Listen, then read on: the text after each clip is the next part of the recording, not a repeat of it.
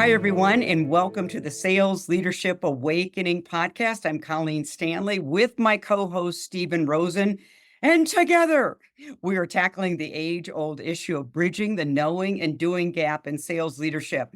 Now, Stephen, I feel like we are just on this roll because we keep having incredible guests. And I'm not just saying that. Anybody following our podcast would shake a loud yes with their head here. So please introduce our guest today. Well, it's my honor to welcome Margo Edris.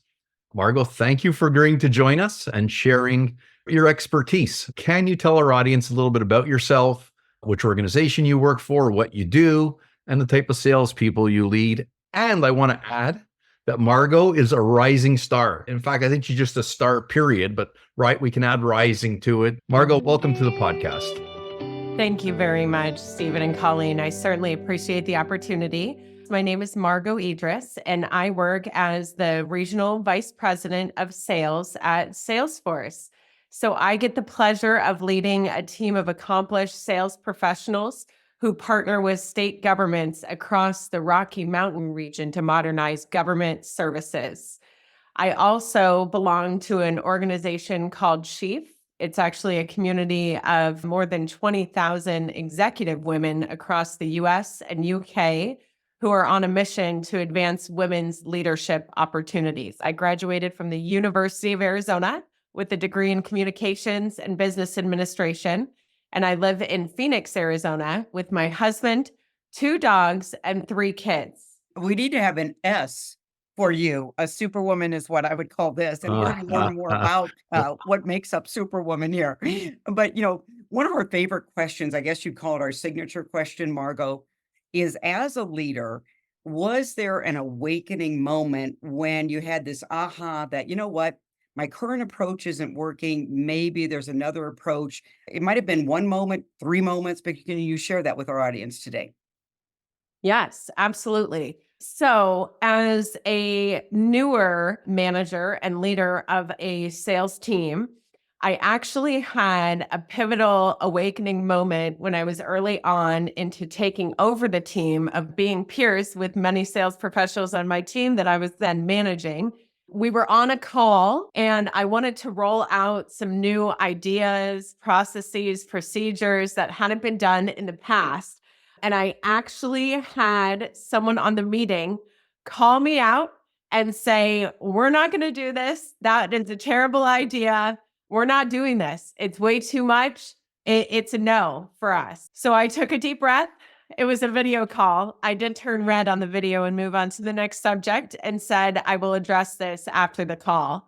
So after that, I actually reached out to one of my mentors who previously managed the team, and he had spoken to that individual on my behalf. The person then apologized to me for the comment, the disrespect. But I do feel like even in that moment, the difficulty of the moment really caused this reaction from the rest of the team to see where I was coming from and almost protect me from anything that I would go through as managing their team, because I held my ground and kept my cool in that moment with grace and positivity. I would say the awakening moment really just happened by experiencing that, but then how I recovered and overcame it, and then also reconsidered the approach in which I rolled out future new processes, bring it out and put people into something new right away. You have to ask questions, you have to take feedback, you have to do it in a way that's more of an art than a science. It's a great learning. So, Margo, I'm curious because obviously you were able to remain calm and composed. Now, maybe the flushing, that's physiology 101.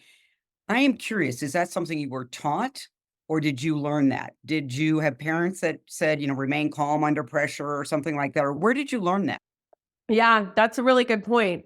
I definitely feel like I learned a lot of resiliency just growing up.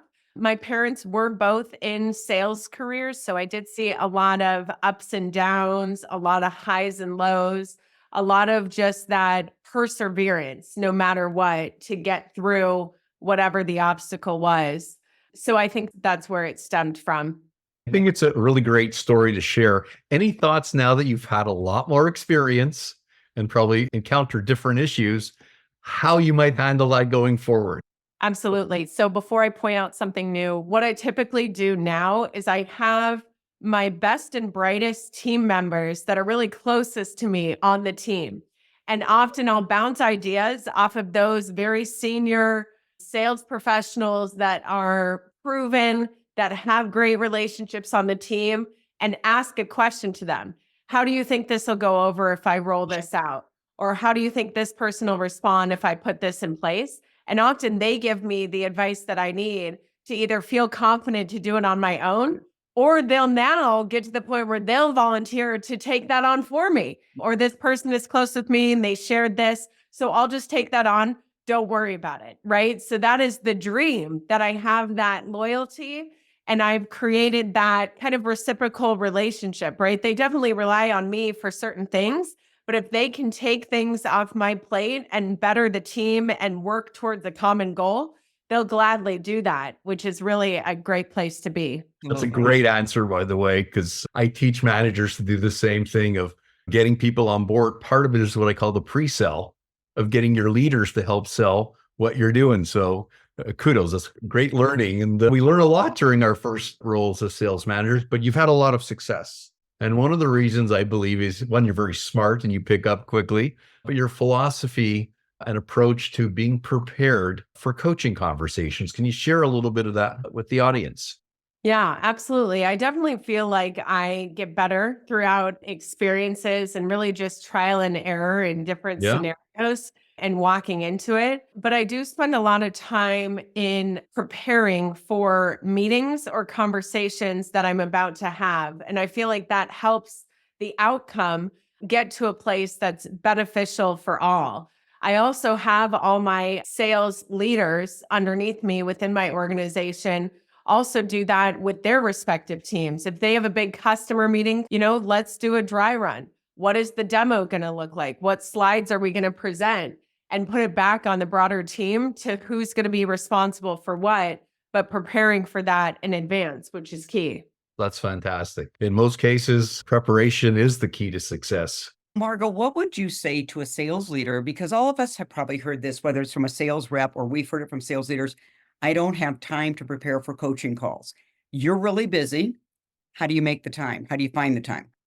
Well, I've always been very, very adamant about my calendar and what I spend time doing. I really like to work backwards, right? So I like to put everything on the calendar that's customer facing and then work backwards towards the date that is approaching for that customer interaction. I also have been a fan of really just putting 15-minute meetings on the calendar. I don't know who decided it has to be 30 minutes, but if you have a 30-minute customer meeting or an hour-long customer meeting, the preparation doesn't have to be 30 minutes or an hour. It could be 15 minutes just to run through the high-level agenda of what you're going to cover. I also like the utilization of the tools that we have access to. So at Salesforce, we acquired Slack. So we use Slack in a lot of our interactions. And we can communicate via Slack in preparation for something as well. Share some documents, maybe a slide deck where you can assign tasks and say, hey, these people will take on this part of the deck, but I've at least created a hollow framework to then put some of the other content in. So part of that preparation too is just someone initiating even the initial deck. It might not be all ready for prime time and for the customer interaction, but here's at least the deck to start inserting some of the content into. Well, it sounds like you've got preparation down pat. So how do you coach your team to be like you? That's also very humbling because in order to get into the role that I'm in at Salesforce, my leaders and sponsors and people that had advocated for me being in this role did have a lot of concerns about that, right? Typically, as the top producing salesperson, right, you have a method to the madness. You want everyone to do it your way. You're used to being the quarterback. And you go into a role that's more of a coach from the sidelines, cheering people on, encouraging when necessary. So for me, it's less about me and my success and the approach that worked for me, because really there is no other Margo Edris in the world. I am very unique. I take a unique approach to what I do. I'm overly positive. I insert humor and fun, anecdotes about my kids or whatever I'm passionate about in my work. But that doesn't work for everyone. So you have to just lead with your authentic self and bring the best version of yourself to every interaction in order to achieve that same success. Even if you're not as positive, maybe you're a little bit more brutally honest, and maybe you have a dry sense of humor and that is your thing. Maybe you don't have kids, but you have a dog or a cat that you're really passionate about and can talk about that for hours and connect with people on that level. Whatever it is, you have to find that thing and connect with others in a similar way in order to advance the same goal. And you're touching on a good point here because Salesforce is obviously metric driven. You got big goals. You are hiring and working with drivers. You are a driver. However, what I loved about our first meeting with you, you also are pretty good at hitting the fun quota. And I've always had a theory that we need to hit the sales quota and the fun quota. And I don't want to do the spoiler here, but what are some of the things you do to bring in fun? Yeah, no problem. Yes, at Salesforce, we have very lofty goals. We have very big expectations from the customers that we have the privilege of serving. So with that being in mind, we can get very caught up in the hustle bustle of closing deals, preparing, and then moving on for the next one. So one thing I instilled in our team once I took it over was any deal that we closed, we would then come up with a theme song for that deal.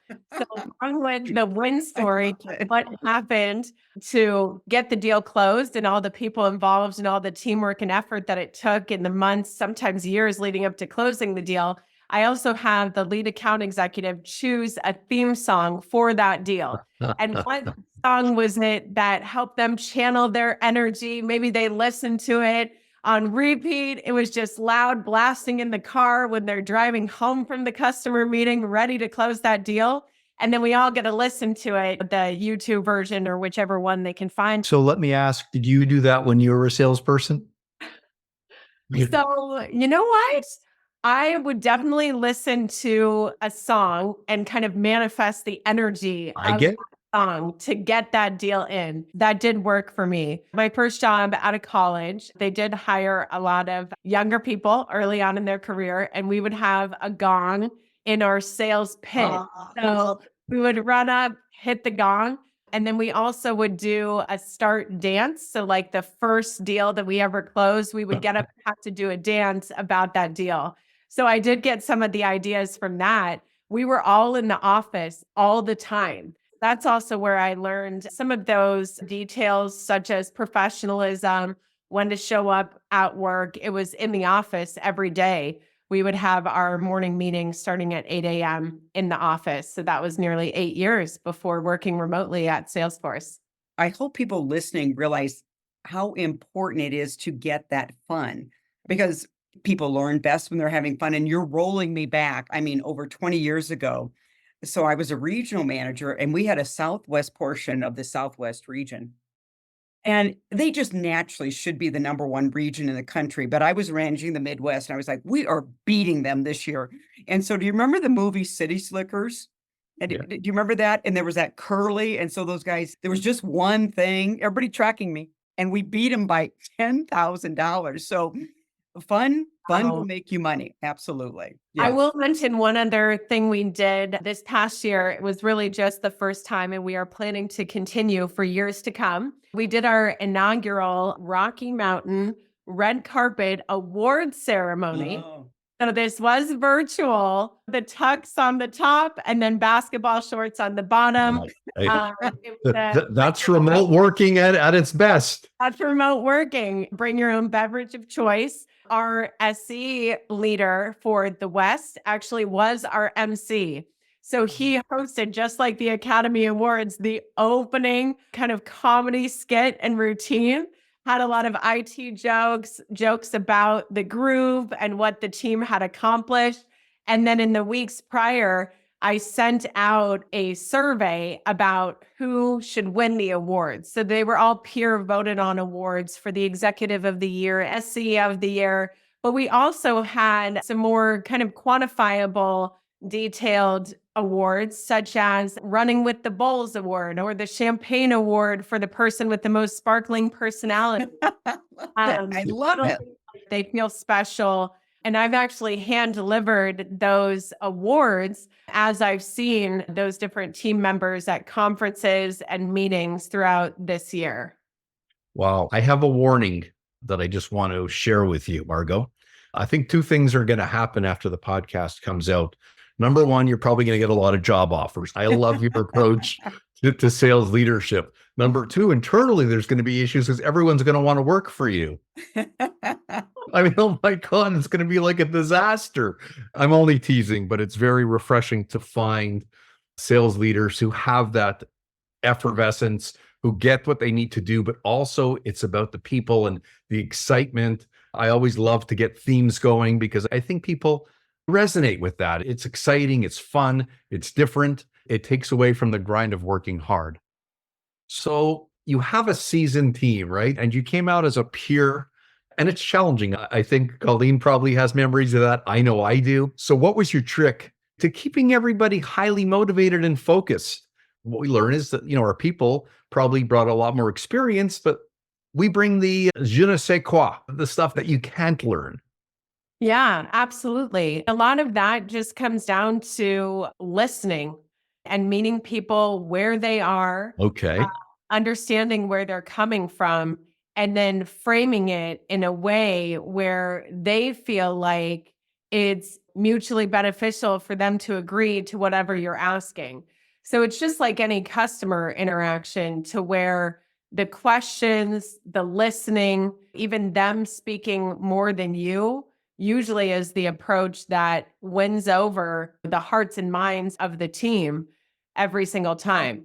I also will say I am very consistent. I show up every day, even if I'm tired, something happened with the kids over the weekend, this or that, we have a deal going south, we have something happening. There's always an issue that I'm dealing with, but I really try to always show up consistently with that positive attitude, humbly leading and trying to help everyone be successful. Wow. Well, Margo, thank you for sharing some really great insights. I think I pick up things and the consistency, everybody goes, oh, they're shaking their head. But what I've seen in my years of managing managers, I would call them a fair weather manager or an all weather manager. And the fair weather manager was good only until a storm came. And then I didn't have one problem, I had two problems, their attitude. The all weather manager is what you describe yourself as. I'm going to be consistent. There's storms happening personally, professionally, all the time. And I got to tell you, it's the all weather manager that I believe builds trust on teams, because if you study trust, consistency is a key foundation of trust. I hope people really heard that when you said it.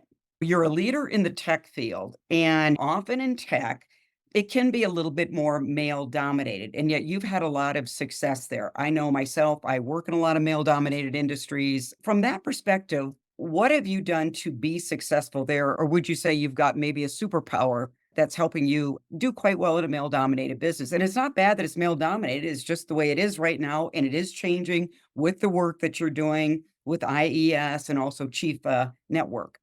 Yeah, I really love this subject because I've done a lot of research on males versus women in the workplace. I listen to a lot of different podcasts, read different books from everyone from Brené Brown to even Sarah Blakely, who is the CEO of Spanx. So she's also another very inspirational woman who actually was in a male-dominated manufacturing space before it became more female-dominated. There used to be men really just working in that retail space. So I would say I've become very keenly aware of the differences between males and females. And with that awareness, I've been really able to transform how I interact based on the audience.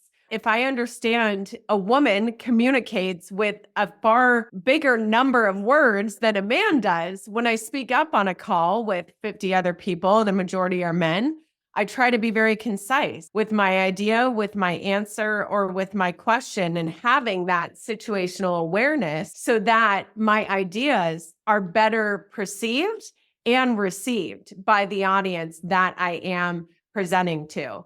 But I also think being a woman is a competitive differentiator because there are less of us. So don't try to hide that. I really like to emphasize it. Or if I did go shopping and I bought something for myself that I was excited about, maybe I'll mention that when the time is right, I might not know what sports teams are playing or who won, but I can insert some of those anecdotes about the team colors, little things like that just help bring some humor into the conversation.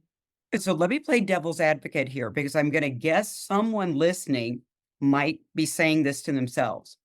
Why should I have to adjust my communication style when meeting with men? What would be your answer? It's the way the world works. It's how it is.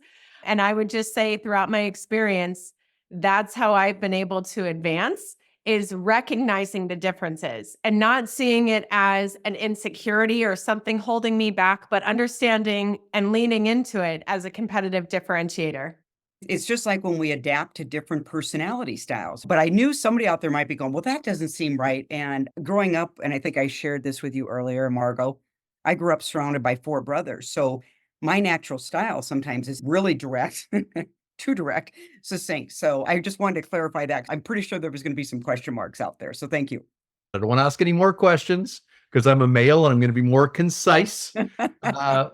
Realizing I'm with 2 females, I want to ask Colleen for her opinion as to what is your best takeaway today from Margo? I'm going to have 2. One is I really give Margo, I give you a lot of credit, Margo, that when you had that first encounter where somebody in the emotional intelligence world would call, gave you an emotional zinger, that you were able to manage your emotions. I got to tell you, that would have been very easy to go into fight or flight. So the fact that you were able to remain calm and composed, but then the fact is this, you also didn't go into blame, excuse, victim. You said, okay, I'm going to call a mentor. What can I do? So I think that's a great learning point. And then the second, I love the fact that you're hitting the fun quota. I hope everybody listens twice to that part of the podcast and adopts some of the things you're doing. How about you, Stephen? I forgot about the fun quota, but I love that. What I walked away with, Margo, which I think is important for all of us as a takeaway, and I wrote it down as you were saying it, but showing up every day as the best version of yourself on every interaction. That's not easy to do. We have all types of things. We're hungry, we're tired, we got something else. Our boss gave us a hard time or a customer gave us a hard time. But the ability to be self-conscious and self-aware to do that, I think is very powerful. There's lots of great things. Actually, it gets me excited to go back into sales leadership when I think about the music and the songs of someone hitting a success point or sending a note out. So kudos to you. I think it's just great that there's a refreshing approach. Male, female. I always thought females, okay, so nobody shoot me, we're far better at sales and sales leadership than males. I use a French word because I come from Quebec. But je ne sais quoi is those things that you can't teach, you can't learn. They're just things that people have. And I think, Margo, not that I'm trying to compliment you, but you've got that. As we wrap up another exciting and fun episode of the Sales Leadership Awakening podcast, Colleen and I both hope that you've gathered some cool strategies that Margo has shared to help close that gap between knowing what to do and actually doing it, because Margo is a great example of making it happen. So thank you. Thanks, Margo. Thank you.